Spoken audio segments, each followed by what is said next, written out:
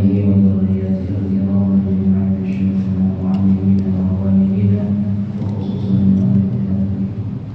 نشأ عن محمد بن محمد الغزالي وسيد الشيخ أحمد الغزالي إن يأتي أمر الله يتغشهم بالرحمة والمغفرة ويعين علينا من بركاتهم وأنوارهم وعلمهم ومنفعتهم وخصوصياتهم وأن الله يدخلنا في حزبهم ويرزقنا محبتهم وأن الله يدخلنا معهم جنة الفردوس بغير حساب على تلك النية وعلى كل ما نوى به الصلاة والسلام إلى حضرة النبي الفاتحة. أعوذ بالله من الشيطان الرجيم. بسم الله الرحمن الرحيم.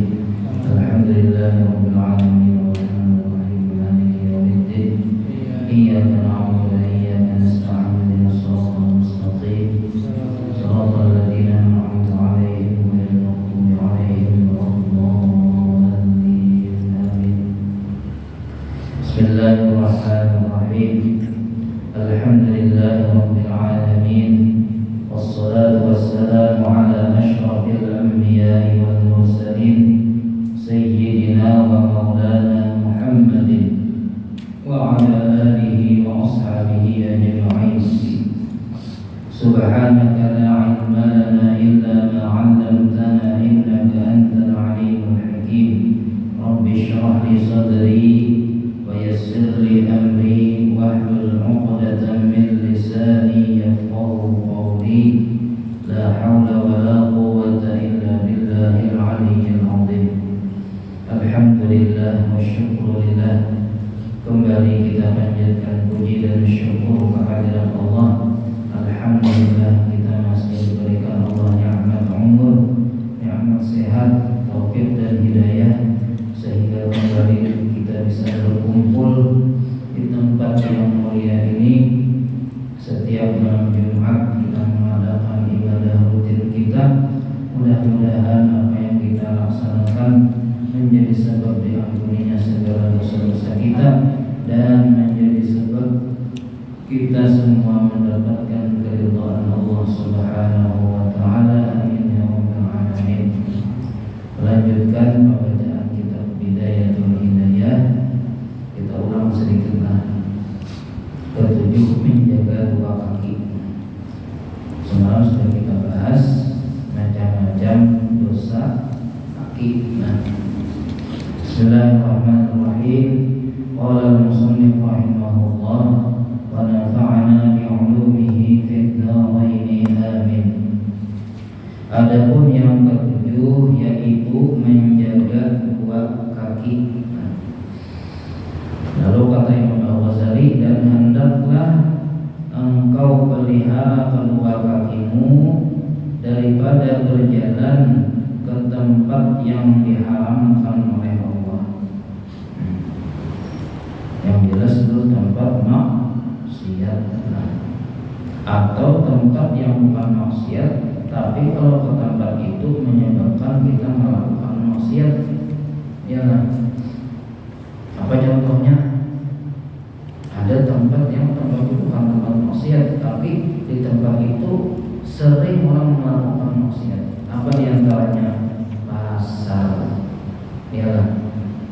Makanya pasar ketika hendak masuk dahulukan kaki kiri. Nah, sebagaimana masuk WC, karena dianggap tempat apa yang sangat berpotensi melakukan maksiat.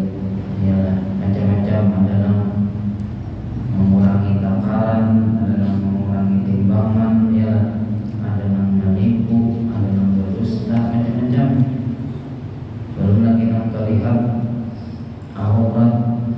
Makanya masuk pasar itu dia dahulukan kaki kiri, ya. Lalu sebelum masuk membaca la ilaha illallah wahdahu la syarikalah lahul mulku wa lahul hamdu wa huwa hayyun la yamut biyadihil khairu wa huwa ala kulli syai'in qadir. Itu dia dibaca 3 kali, ya, sebelum masuk pasar.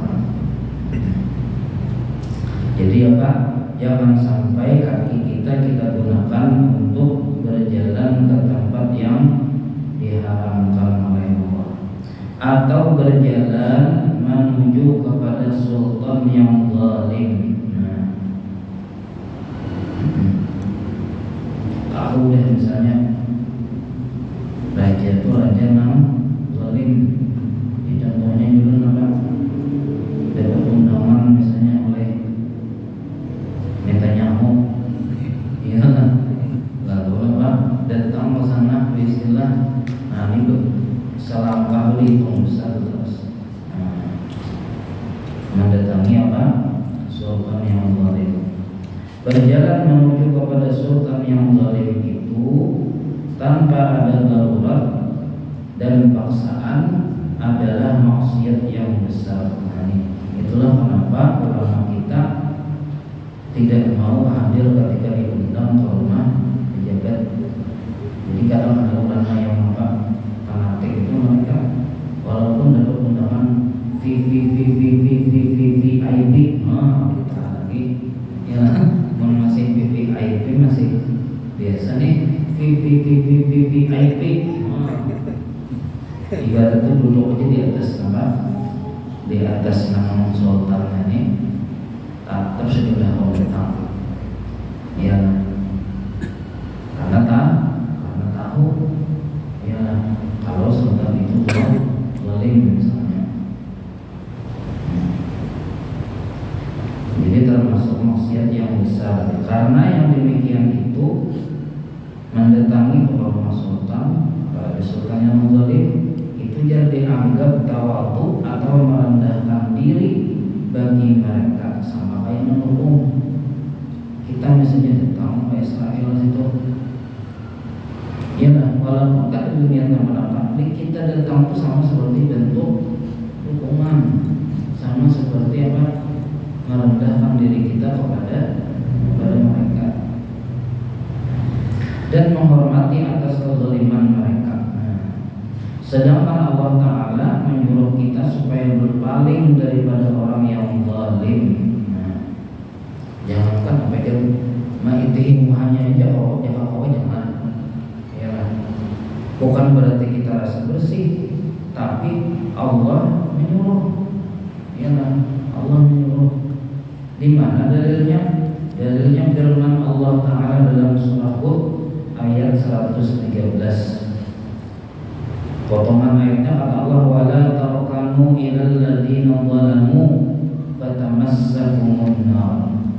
Artinya jara Allah, janganlah engkau cenderung ilal ladzina zalamu, janganlah engkau cenderung hati kepada orang yang zalim. Fatamassakumun nar, nanti kamu akan disentuh oleh api neraka. Nah, waktu belajar dulu kan wala tarakan ini jangankan apa menyukai ma'itihija, jangan saking apa, saking dilarangnya kita. Nah, apalagi mendatangi ke rumahnya istilah nggak kawanan misalnya nih. Nah, ini lebih lagi. Lalu kata beliau, apakan lagi kalau perjalananmu menemui sultan yang zalim itu untuk meminta sesuatu daripadanya, makinnya ada yang penting tumpul, ya mendatangi yang tanpa alasan aja sudah apa? Sudah berdosa, sudah baik. Apalagi dasar ada yang penting, ya mendatang dapat apa? Jabatan bupati misalnya, ya. Jadi apa? Maka ini jelas dikira mengusahai yang haram. Itulah kenapa di Martapura itu yang ada guru partai politik, berpolitik, guru-guru yang lain itu bisa menang lagi.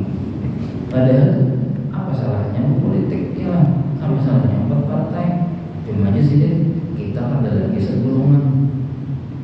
Nah, jadi apa? Saking apa hati-hatinya, saking hati-hatinya.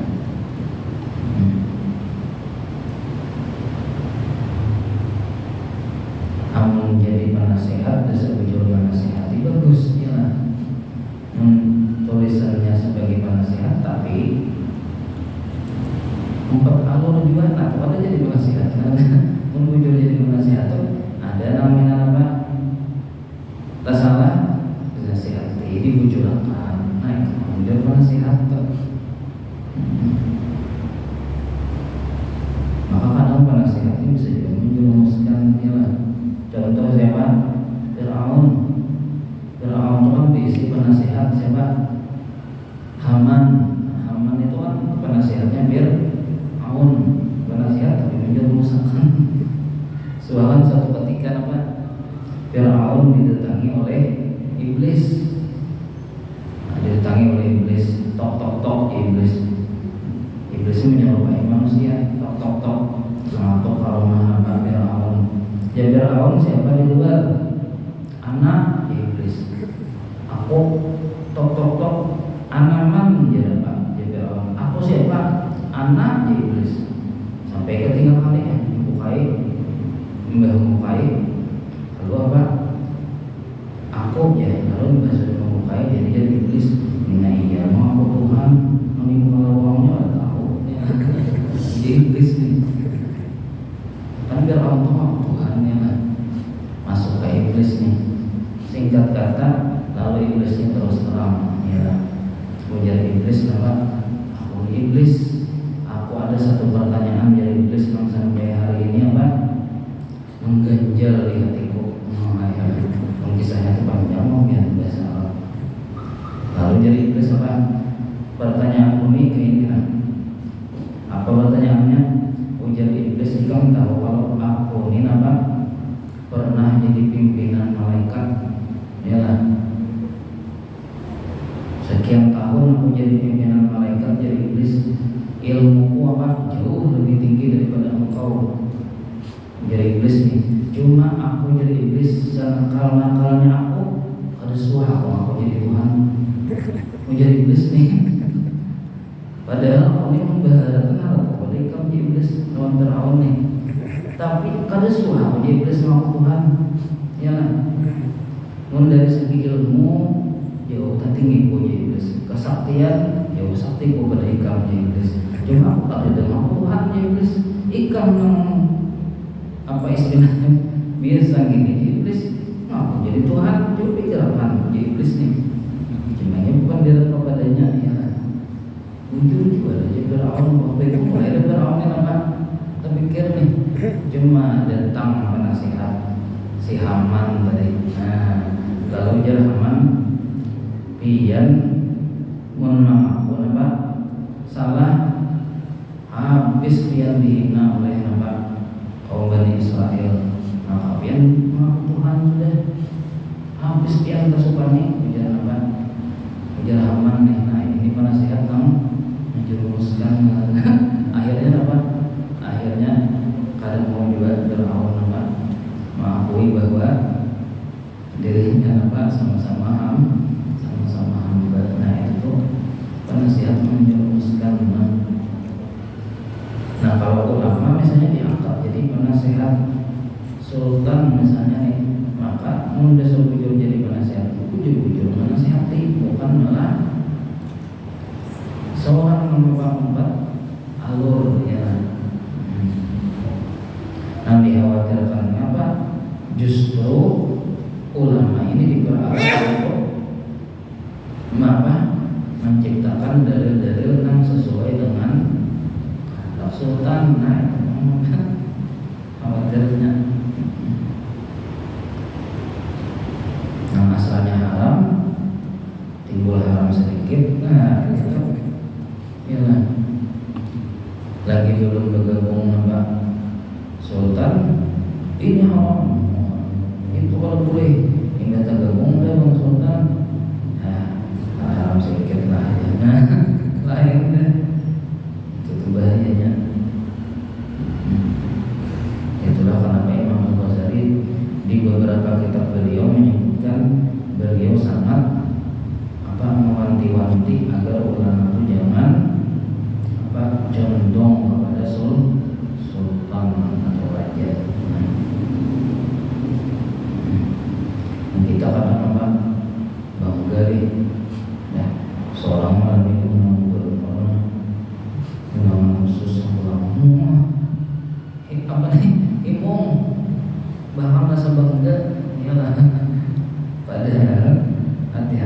amun gubernurnya adil, aduh bapak ya. Jadi kita doakan mudah-mudahan apa pemimpin-pemimpin kita dijadikan pemimpin yang adil ya. Makanya kan salah satu doa disuruh Nabi apa? Ujungnya wala tusallil alaina man la yakhafuka wa la yarhamuna, itu kan ya Allah jangan jadikan pemimpin di antara kami man la yakhafuka, orang yang kada takutan melawan pian, wa la yarhamuna, atau orang yang kada sayang melawan kami. Jadi minta ya Allah jangan jadikan pemimpin yang kada takutan melawan pian. Orang sudah kada takutan melawan Tuhan, masa saya deh Tuhan jangan ditakutaninya, apalagi bayar apa? Bayar apa? Nah jadi hati-hati. Nah, Rasulullah Shallallahu Alaihi Wasallam pernah bersabda, "Man tawaddu'a li ghaniyyin shalihin, dhahabat thulutha dinihi." Nah, saking apa? Luar biasanya kata Rasulullah, barang siapa yang merendahkan dirinya kepada orang kaya yang soleh, coba bayangkan, merendahkan diri kepada orang kaya yang soleh, tapi karena kekayaannya maka telah hilanglah 2/3 daripada agamanya. Ini orang kaya ini orangnya alim, soleh, lalu kita cium tangan, cuma mencium tangan itu karena kekayaannya, karena kesugihannya, bukan karena kesolehannya. Bahkan apa? Hilang kata Nabi apa? 2/3 agama. Nah, ya. Lalu coba engkau lihat buruk sekali akibat tawadhu atau merendahkan diri kepada orang kaya yang soleh karena kekayaannya, maka betapa pula kalau engkau tawadhu kepada orang kaya yang zalim. Orang kaya yang soleh aja tuh tunduk kita karena kekayaannya, pada soleh itu orangnya sudah luar biasa apa mudaratnya, apalagi sudah apa nih kaya, orangnya kaya zalim, nang kaya yang soleh aja kalau bagus deh kita apa tunduk karena kekayaannya. Apalagi tadi apa penting sesuatu rumah sultan misalnya, apa datang rumah sedih itu minimal apa kilo sebuah misalnya nih, iyalah ada kamu apa kadang maaf lah kan cobaan Tuhan Guru itu biasanya macam-macam ya, diantaranya ya ini iyalah hubungan apa sultan untuk masjid astagfirullah aku orang berbeda aja ajiro tuh semua itu kan asalnya misalnya padahal apa Yusuf Al-Ghazali sangat mengkhawatirkan hal seperti itu.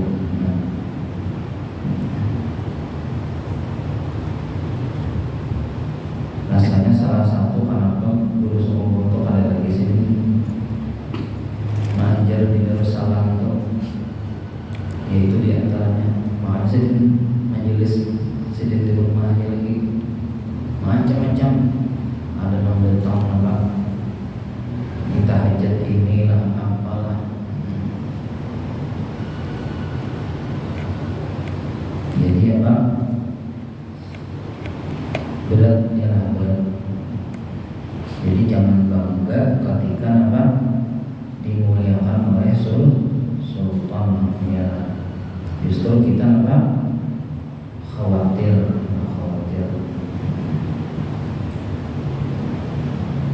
Makanya kita doakan mudah-mudahan pemimpin-pemimpin kita dijadikan Allah menjadi pemimpin yang adil.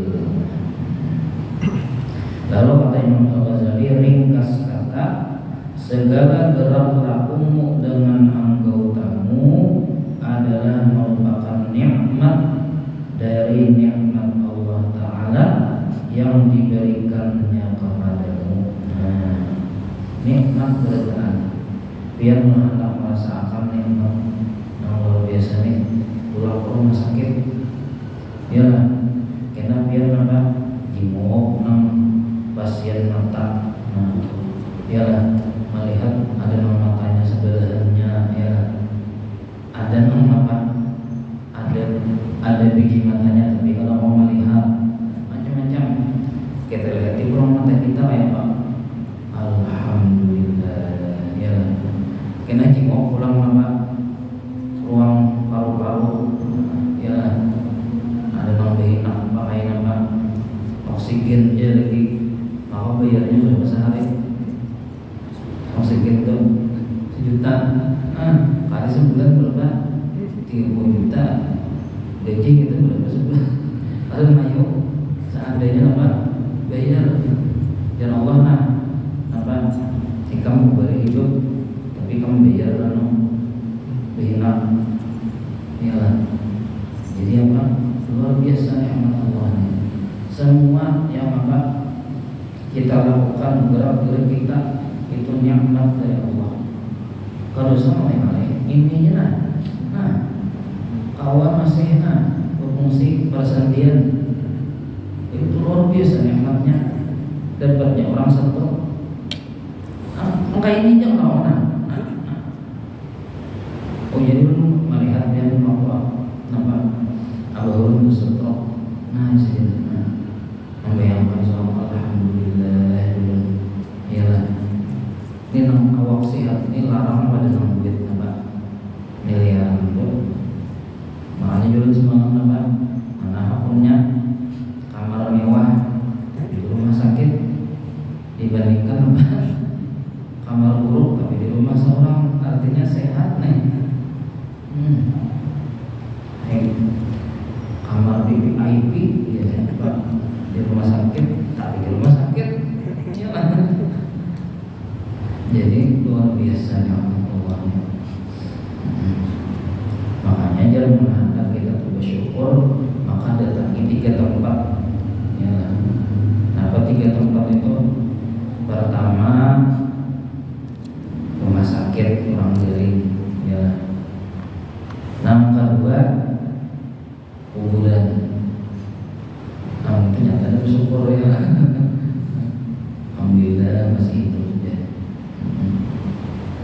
jadi datangi rumah sakit kuburan yang ketiga masjid kan Rasulullah kada apa nih kada lepas dari 3 tempat nih jadi mau mencari Rasulullah kada dari masjid bisa ada tuh sahabat Giring lagi orang sakit sudah mengkada bisa ada yang meninggal kau kubur tuh ya kan antara 3 ini ada presiden biasanya presiden tuh ada di rumah ada di rumah asal ada terang yang dari situ saya patuju memasal tiap hari ya kan memasal apa istilahnya shopping kan itu malah bisa ada bersyukur jadinya habis seorang kepala ramanya ada di kampung dapatnya shopping nyampe gue nih ya lah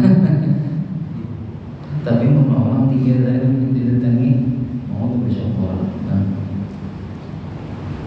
kalau suatu istilah yang beberapa kali ke rumah sakit padahal ada yang dihilangi anda kenapa merasakan hati nih bersyukur masuk ke ruang apa nih paru-paru macam pasiennya ya lah kadang petugas itu cari siapa Pak jadi kan bingung ya melihat mondar-mandir di muka oleh ruangan dari siapa aja kada apa-apa gitu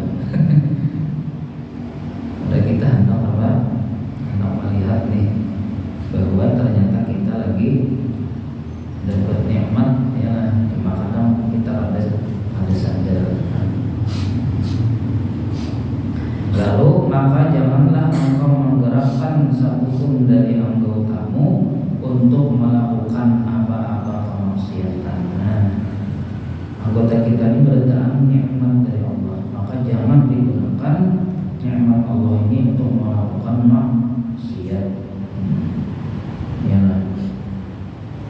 tamsilnya perumpamaannya jadi ya kayak sebenarnya apa dipinjami sesuatu tapi justru yang kita pinjami kita apa kita sakiti ya lah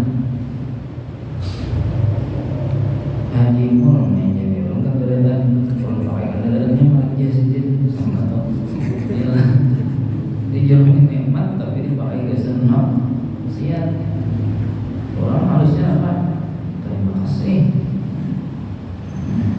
dirawat jujur ya dipakai ke sama masjid dipakai ke sana tempat kebaikan akhirnya orang menjamin apa pas buat ini menjulungi orang ini bisa apa menghargai akhirnya apa lain syakartum la azidannakum akhirnya ya Allah tambahi kami nikmatnya karena bersyukur tadi syukur orang ini ya Allah pantas dijadikan nikmat bisa yang menjaga tapi guru dia itu bang dia orang pada bisa bayangkan tapi ini penyogihnya di kampung ya lah anak-anaknya sukses berataan jadi apa sarjana berataan bakal lagi ke sekolah di rumahnya tuh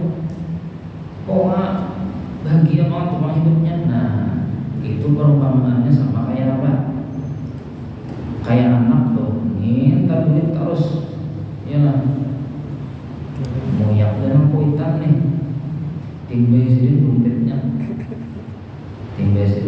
nah sidin bentas itu tapi kok kalimatnya apa bentas itu ya. Nah, kira-kira gini nih memberi hikah iyalah menyaringkan nah itu sama maknanya istidrat atau lanjuran bukan Allah sayang tapi justru Allah apa melanjur kesarikan arah situ ya Allah ikram silakan apa nikmati sahabat sama mereka keinginan di akhirat ya Allah nah ya justru itu namanya membahaya kalau ditakbur sekali oleh Allah namun masih ditakbur itu artinya Allah masih sayang yang dilihat Allah sama sekali haram subhat ya di kewenya terus tapi anehnya ada suara dapat musibah ibaratnya sakit kepala aja ada suara biar nggak bisa melihat biar awam tuh ada suara dari seumur hidup biar awam tuh makanya sampai yang mengaku Tuhan tak ada suara dari seumur hidup jadi hati-hati jangan lanjuran istidrat bukan nikmat. Jadi sekali lagi kita dapat nikmat kita jaga bujur-bujurnya kita gunakan untuk ibadah untuk ketaatan kepada Allah. Belum ini yang ngomong ada tapi belum sebujurnya menasihati diri sendiri jadi saling menasihati kita. Tetapi sebaliknya hendaklah engkau pergunakan segala anggotamu itu untuk mengerjakan ketaatan kepada Allah. Nah, jadi gunakan kesan ibadah. Jangan digunakan untuk maksiat. Apalagi karena apa? Seluruh anggota tubuh kita ini akan menjadi saksi. Di surah Yasin, al-yawma nakhtimu ala afwahihim wa tukallimuna aydihim wa tashhadu arjuluhum bima kanu yaksibun. Gitu surah Yasin, al-yawma nakhtimu ala afwahihim. Ya Allah, pada hari itu aku kunci mulut mereka karena memang biasa berdusta Tuhan mulut. Wa tukallimuna aydihim, nanti tangannya akan berbicara. Wa tashhadu arjuluhum, kakinya jadi saksi. Bima kanu yaksibun, terhadap apa yang mereka lakukan waktu di dunia. Jadi saksi berita. bahkan dia termasuk pakaian yang kita pakai. Makanya bagusnya tuh biar jangan sebutin dia pakaian, kalau ganti-ganti, jadi banyak saksinya kita di akhirat. Baju biar bersimpan dia lemari, jangan bersimpan, kada jadi nama pakaian pakai, ya sayangnya pulangnya ada bajuannya ya karena bajuannya buka pulang, jadi dipakai semuanya supaya jadi saksi. Nih jadi garis putih semalam malam Jumat belum dipakai ke masjid Fathul Iman, jadi kan jadi saksinya, jadi saksi. Makanya jangan apabila seseorang itu bertaubat di dalam kitab Muqasyaratul Qulub, biasanya dibaca sekali lah Muqasyaratul Qulub. Nah di dalam kitab itu disebutkan manakala seseorang itu bertaubat dari dosanya, maka pertama Allah lupakan malaikat pencatat amal daripada catatan amal buruknya. Artinya apa? Malaikat itu ingat lagi, bahkan dihapus catatan amalnya. Nah, tapi memang jujur bertaubat nih. Nah, kemudian apa? Allah lupakan anggota tubuhnya untuk menjadi saksi nanti di akhirat. Nah, karena kan tadi anggota tubuh kita jadi saksi kita. Nah kita menguji bertaubat ya, anggota tubuh kita ini kita ada lagi jadi saksi di akhirat. Keringat laginya. Ini memberatkan. Kenapa? Ada saksi. Orang kalau di pengadilan biar mengkayakan apa?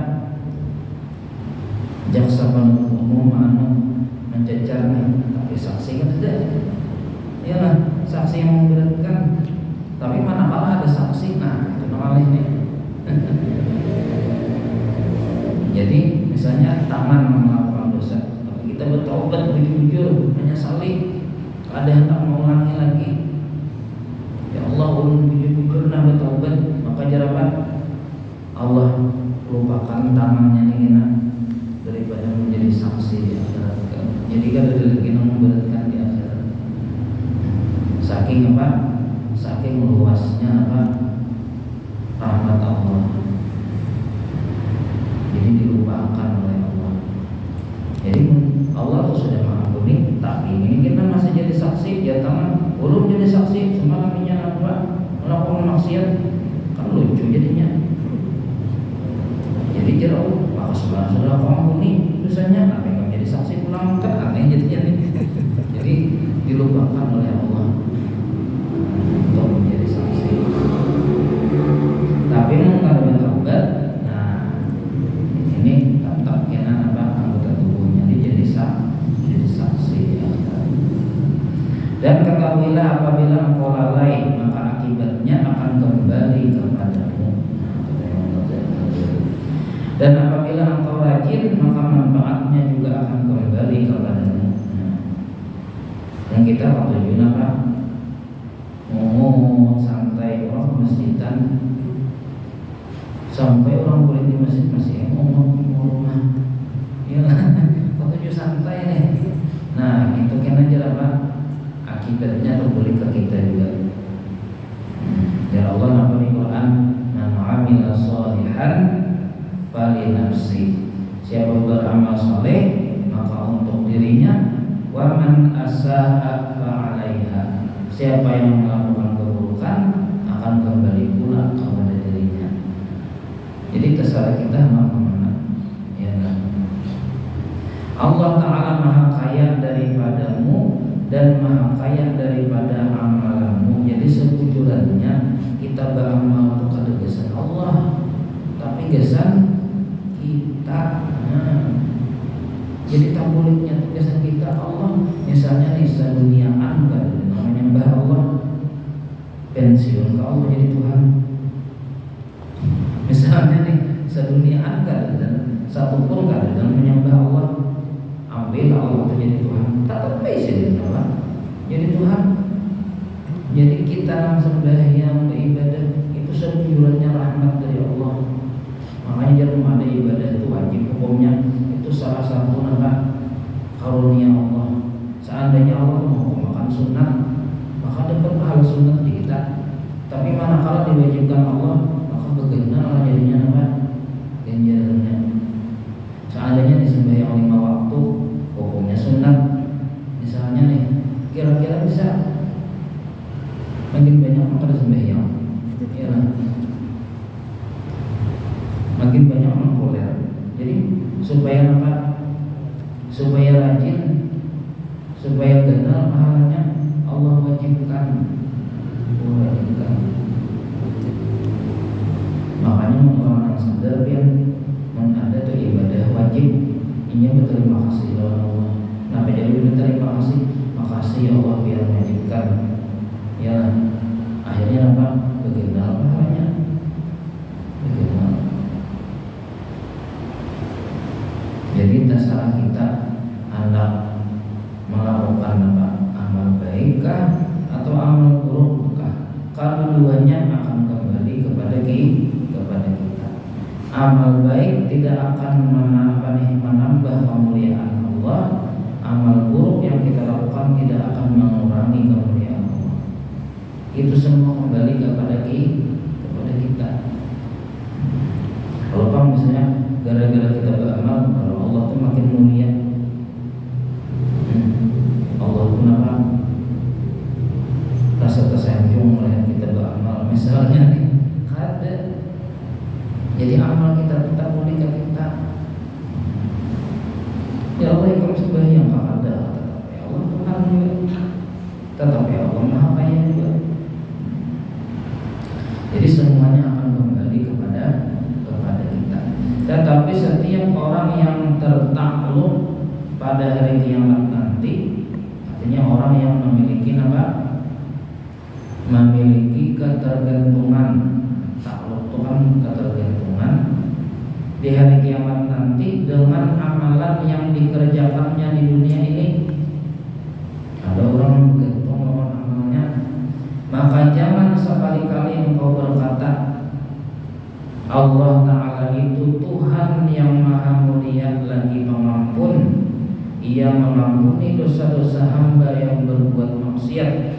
Karena ucapan seperti itu, misalnya nih ada orang maka ucap tenang, Allah maha pengampun. Misalnya nih Imam Ghazali, ada orang yang mengatakan apa itu. Lalu kata Imam Ghazali, ucapan seperti itu adalah ucapan yang benar, jujur disediir, tetapi mempunyai tujuan yang salah. Jujur padahal Allah Maha Pengampun, jujur cuma tujuannya itu salah. Tujuannya apa? Teman-teman Allah Maha Pengampun hendak sekarang melakukan maksiat, nah itu yang salah tuh. Nah, jadi Allah Maha Pengampun, jujur, ya. Tapi mentah Allah Maha Pengampun itu jangan lebih dosa. Itu orang yang mengatakan seperti itu digelar atau disebut dengan ahmak atau bodoh. Kalau dalam bahasa Arab yang ahmak ini banget lagi pada jahil. Mun bahasa ganjarnya lah, jahil itu bungul, ahmak ini kampung. Jadi banget lagi pada jahil. Jadi ada orang lainnya, orangnya gawian maksiat nih, dosa tiap hari lalu ucap Allah Maha Pengampun. Nah itu jadi Imam Ghazali orang ahmak tuh, orang bodoh ya Imam Ghazali. Kenapa? Seperti gelar yang telah disebutkan oleh Rasulullah SAW. Karena Rasulullah pernah menyebut orang kayak ini orang ahmak, orang bodoh. Kata Rasulullah, al-kaisu man dana nafsahu lah, bukan nafsuhu. Man dana nafsahu wa amila lima ba'dal maut. Wal ahmaq man ittaba'a hawah wa tamanna 'ala Allahil amaniyah. Nah, pernah Rasulullah mengatakan orang yang cerdik, kata Rasulullah, adalah orang yang selalu memperhitungkan dirinya. Nah, orang cerdik itu hendak melakukan sesuatu itu pasti perhitungkan dulu. Kadang asal ucap, kadang asal jatuh, kadang asal, intinya berpikir dulu hanya melakukan sesuatu. Dan ia suka beramal untuk bekal sesudah mati. Ini orang pintar nih. Ya, lain minum tulang angin aja tuh ada kan. Di TV kan orang pintar minum tulang angin gitu. Ya, tapi orang pintar masuk videonya itu apa? Orang yang beramal untuk bekal sesudah mati. Ini orang pintar nih, ya kan?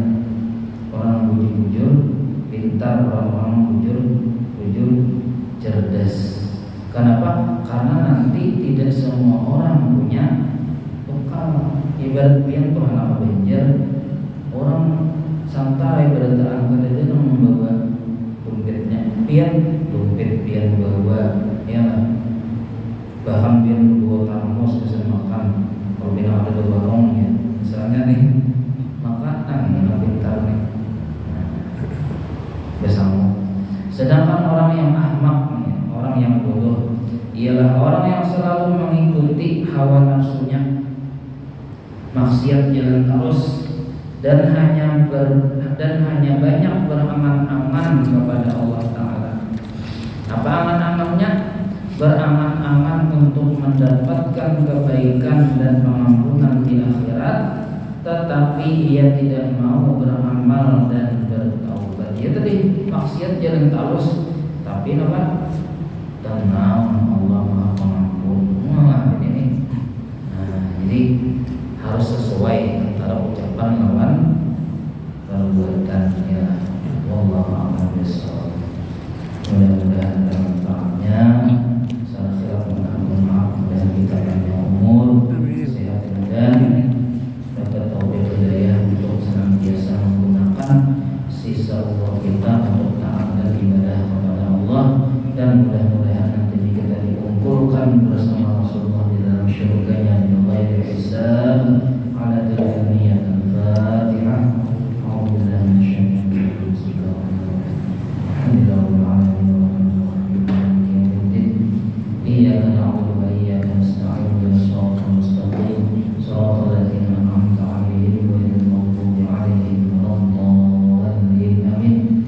Amin.